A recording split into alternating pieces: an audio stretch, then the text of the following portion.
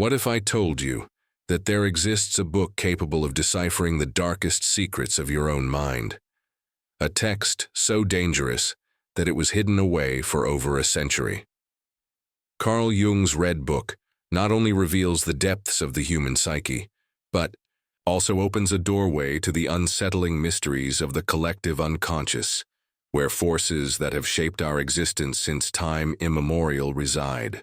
Today, we will delve into the disturbing visions that pushed Jung to the brink of madness as he challenged the boundaries of reality to uncover knowledge that could change everything. Carl Gustav Jung, one of the most influential psychologists of the 20th century, was not only a pioneer in psychology, but also a deep explorer of the human soul. His most groundbreaking concept, which continues to be a subject of debate and study, is that of the collective unconscious. While his mentor Sigmund Freud focused on repressed impulses and personal traumas as the core of the unconscious, Jung took a different path, suggesting that we inherit not just physical traits from our ancestors, but also psychic patterns. These patterns, known as archetypes, manifest across all cultures and eras, creating an invisible web that links all human beings. Imagine the collective unconscious as a vault of shared experiences throughout human history.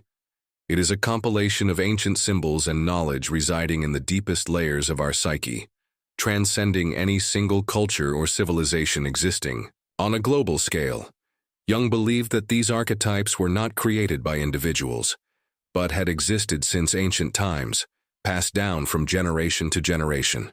They emerge in our dreams, myths, and visions, offering a profound connection to humanity's history and spirituality. One of the most intriguing aspects of this concept is that, according to Jung, we are not fully aware of the existence of the collective unconscious, yet it subtly shapes our lives, influencing our beliefs, behaviors, and perceptions of the world. Through his studies, Jung identified several fundamental archetypes, such as the hero, the shadow, the great mother, and the wise old man. Each of these archetypes represents psychic forces that impact our individual and collective minds, and they are present in myths and legends across all cultures. But how can we access this vast repository of ancient wisdom? The Red Book is, in essence, Jung's account of his personal exploration into the collective unconscious, a journey where he confronted these primordial archetypes and symbols. In this way, the Red Book is not just a psychological text but a kind of spiritual guide that shows how we can dive into the depths of our minds and in doing so gain a deeper understanding of who we are and our place in the world. Archetypes are undoubtedly one of the most crucial concepts in Jung's work.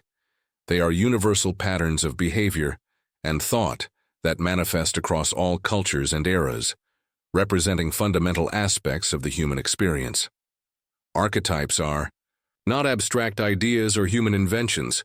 They reside in the collective unconscious and emerge in our lives through dreams, myths, and behaviors. For Jung, archetypes are the guardians of the collective unconscious, as they represent the primal forces that govern our psyche. One of the most significant archetypes is the hero, symbolizing the process of individuation, the journey toward personal fulfillment, and the integration of both conscious and unconscious aspects of our personality. The hero's journey, found in myths from every culture, represents this inner transformation, where the individual must confront their fears and shadows to reach a state of balance and wholeness. Another fundamental archetype is the shadow, which embodies the darker and repressed aspects of our personality. According to Jung, everyone has a shadow, those parts of ourselves that we prefer to ignore or deny. However, confronting and accepting our shadow is essential for the process of individuation. Those who deny or repress their shadow risk being overtaken by it, which can manifest in destructive behaviors or in projecting their own flaws onto others. The Red Book is filled with references to these archetypes. Through his visions and dreams, Jung interacted with figures that represented these primal patterns. Philemon, for example, embodies the archetype of the wise old man, while Salome represents the anima, or the feminine aspect, of Jung's soul. By understanding and embracing These archetypes Jung believed he could integrate key aspects of his psyche and achieve a deeper understanding of himself. One of Jung's most surprising discoveries was the parallel between psychology and alchemy. For years, Jung studied alchemical texts from the Middle Ages and realized that many of the symbols and processes described in these writings were actually metaphors for psychological transformation. According to Jung, the alchemists were not literally attempting to transform lead into gold, but were instead describing a process of inner transformation. The alchemical process consists of several stages, each representing a step in the transformation of the self. The first stage is nigredo, or the black work, symbolizing decomposition and chaos. During this phase, the individual must confront their shadow and the darker aspects of their psyche. It is a period of destruction, where old mental structures are dismantled to make way for something new. The next phase is albedo, or the white work, representing the process of purification. During this stage, the individual begins to integrate the repressed aspects of their personality, allowing them to achieve greater internal balance. Finally, in the phase of rubedo, or the red work, the individual reaches wholeness and integration, symbolized by the alchemical gold. For Jung, this process of alchemical transformation was a metaphor for the process of individuation. Just like the alchemists, individuals must go through stages of decomposition and purification before reaching a state of wholeness and personal fulfillment. In the Red Book, Jung documents his own journey of inner transformation, in which he faced his shadow, integrated repressed aspects of his personality, and reached a state of greater understanding and balance. During the time Jung was working on the Red Book, he experienced strange events that defied explanation. He reported hearing mysterious music that seemed to come from nowhere, seeing shadowy figures out of the corner of his eye, and even encountering hooded beings in his garden. These unsettling occurrences not only frightened Jung's family, but also made him question the nature of the unconscious mind and its connection to the world around us. Jung believed that these experiences were more than just tricks of the mind. They were signs of the collective unconscious in action. This is the part of the mind that connects all humans through shared symbols, memories, and archetypes. For Jung, the disturbances he encountered were not just hallucinations, but possible glimpses into this deeper layer of the mind, where thoughts and symbols could become powerful enough to affect reality. He connected these ideas with the concept of tulpas. In Tibetan Buddhism, a tulpa is an entity created through focused thought and mental energy, a kind of mental projection that can become almost real if enough energy is given to it. Traditionally, these tulpas are formed through meditation and concentration, eventually gaining their own identity and presence in the world. Jung saw a connection between these tulpas and the experiences he was having. He believed that by diving deeply into his own unconscious, he might have stirred up thoughts and symbols with enough energy to take on a life of their own.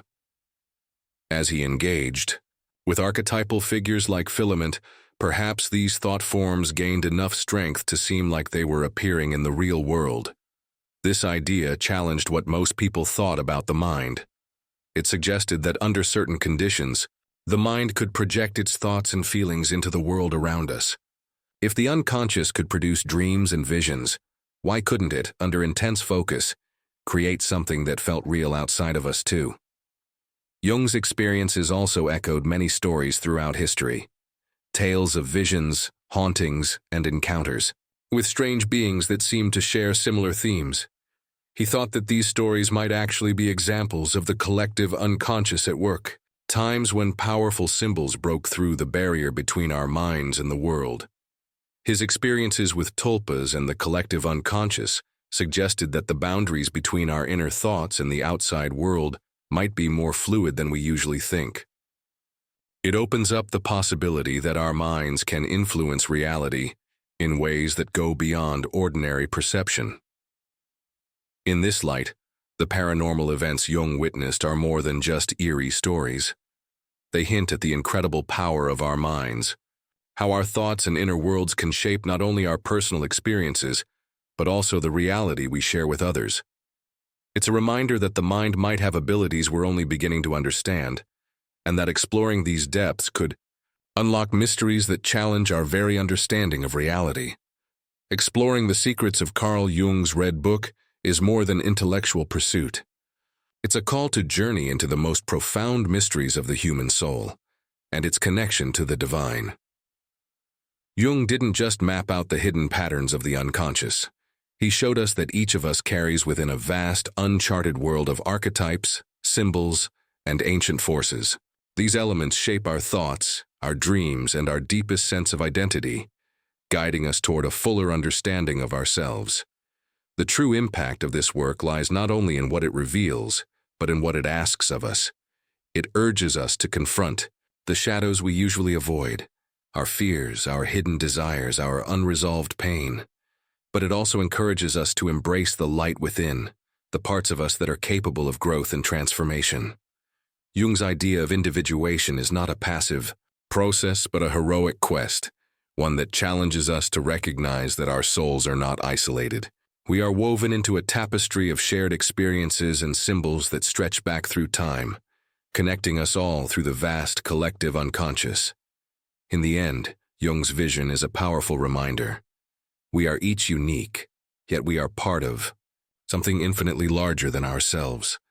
We are threads in a grand, intricate design, bound together by invisible but potent forces.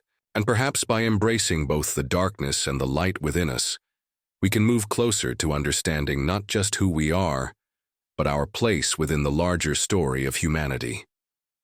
This is the legacy of the Red Book, a mirror that reflects both the depths of our inner world and the shared mysteries of existence, inviting us to ponder, to transform, and to awaken. If you want to uncover more hidden esoteric knowledge, don't forget to like this video and subscribe for more deep dives into the mysteries of the mind and beyond.